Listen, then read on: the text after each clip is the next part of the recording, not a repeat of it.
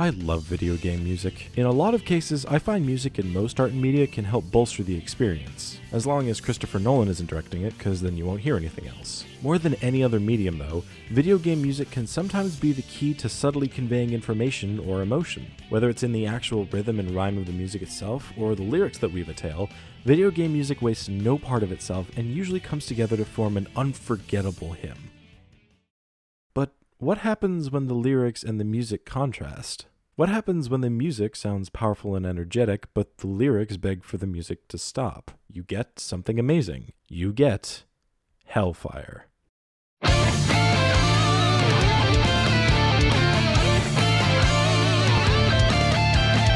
Hellfire is the theme of Leo Whitefang in Guilty Gear Strive, and is one of the most subtly genius, powerful, and emotional themes not only in this game but in almost any video game. And today, I hope to dissect what makes a theme fit for a king so much more than the sum of its parts. So, here's why Hellfire from Guilty Gear Strive is a masterpiece.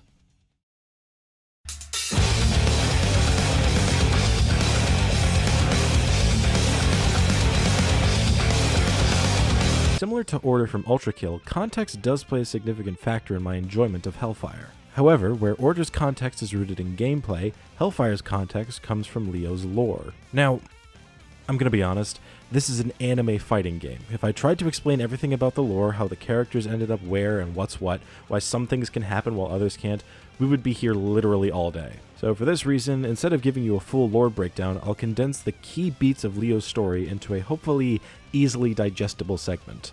So this begs the question, who is Leo Whitefang? As a gifted young fighter, Leo was conscripted into the war effort as a knight. Through this, he meets a good friend, Kai Kisk, who doesn't strictly matter for this video, but it's important I bring him up later. The two butted heads a bit due to Kai having a more kind-hearted nature and Leo having a brazen, borderline narcissistic personality. It's worth keeping in mind that this is a personality that he never really seems to let go of. Leo quickly rose to the ranks of the Sacred Order he was a part of, eventually being given his own command. And if you've seen Hamilton, you know where this story goes. Unfortunately, he led his men straight into a massacre and witnessed their deaths firsthand. After the war was over, when a new kingdom was formed called Illyria, Leo was appointed king alongside Kai and a third man named Daryl. The key thing to note from all of this is that Leo has seen a lot of people die, both during his time as a knight and as a commander. Because of this, Leo actually suffers from pretty extreme survivor's guilt and supposed PTSD. Underneath his steel brazen exterior lies a broken soldier. Despite his position as king, he struggles to maintain that he deserves it at all. After all, why him? Why did so much blood need to be shed in order for him to get where he is now? And despite Guilty Gear having a lot of characters with obviously depressing disposition and qualities to them, Leo stands out as being the only notable one, to me at least, who doesn't really wear it on his sleeve. It's honestly kind of depressing to think about. But then, there's the matter of his theme, Hellfire. After all I've said so far, you'd think his theme would be one of the more depressing, right? Hellfire, hellfire, all the men are going down with us. Yeah, this is where things get interesting.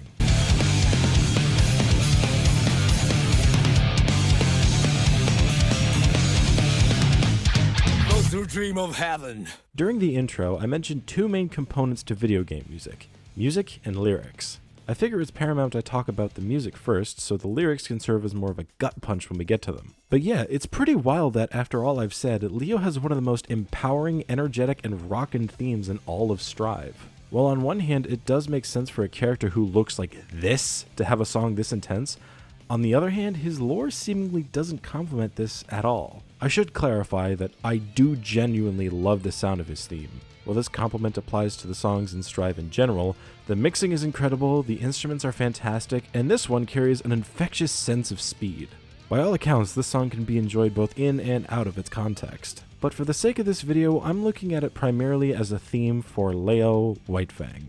To show my point that it seemingly doesn't make sense though, let's take a listen to two other themes in Strive, both of which I love by the way, and both of which cover characters with theoretically equally depressing lore, Faust and Zato 1. Firstly, let's listen to Faust's theme, Alone Infection.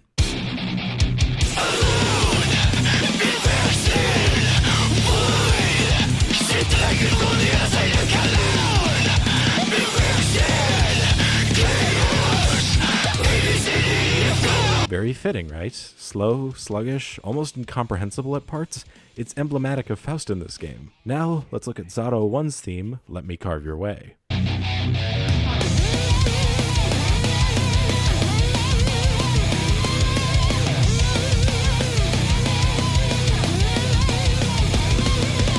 Dark, depressing, oppressive. If there's any adjectives to describe Zato and his theme, it'd be those. Now, back to Leo.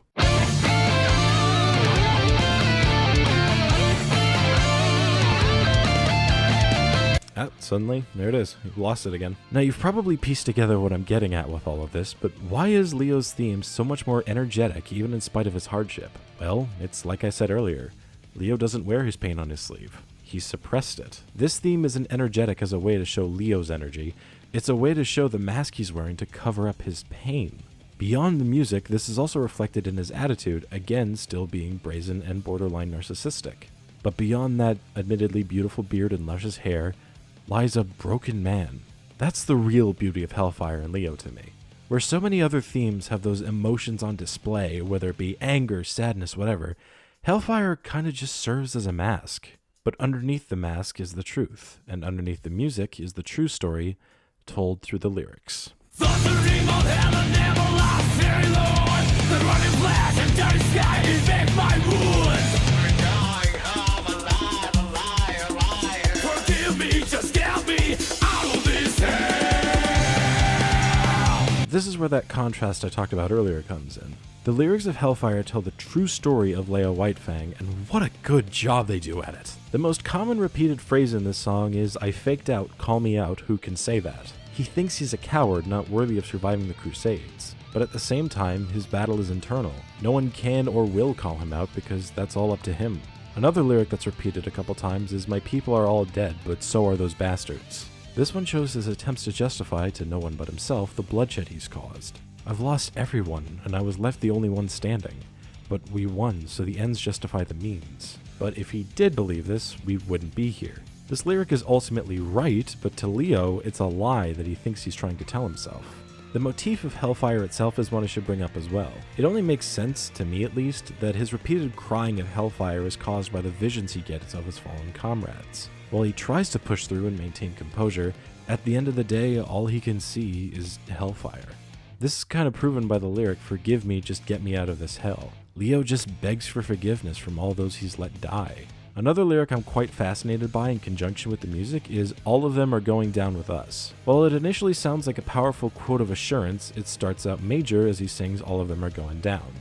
But then it switches to a minor key as his PTS reminds him of all the people he's lost in battle. And so he tacks on "with us" because of the self-doubt he can't let go of. All of this self-doubt and trauma culminates in this amazing bridge near the end that does nothing but ask questions about the truth. It's just a self-reflection of Leo's worth and his self-value. Take a listen to it, and I'll provide some context on screen. I faked out, told me out, who can say that? I'm just an ordinary soldier.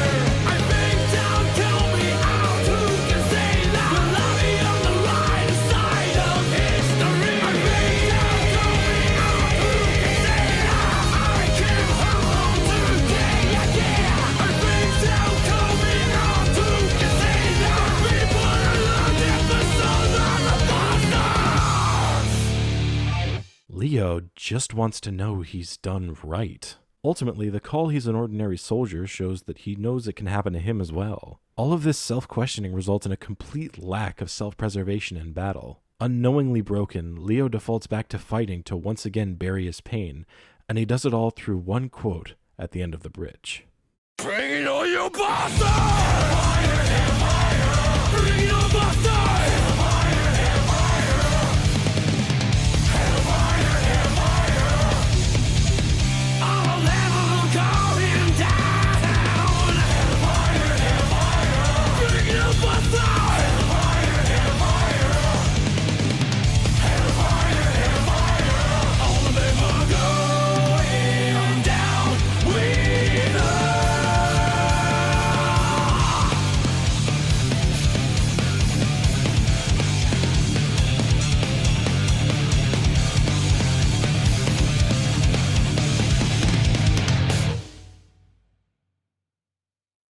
Ultimately, every lyric in this song is well written, and it'd be tedious of me to cover them all just to loop them back to the idea of survivor's guilt and PTSD. You get the general idea here, right? In summary, Hellfire is an absolute masterpiece. What on the surface seems to be a theme fit for a king, with rocking instrumentals and an incredibly infectious energy, turns into a cry for help from a broken soldier who wears the mask of a brazen personality to hide the hellfire he sees when he tries to sleep at night. And in truth, this song encompasses what the best character themes across this medium can do. It's a great song on the surface, only growing stronger the deeper you dig. Thank you very much for watching, and I hope you have a good day. Stand tall, and never back down. God bless. Praise by the name of heaven.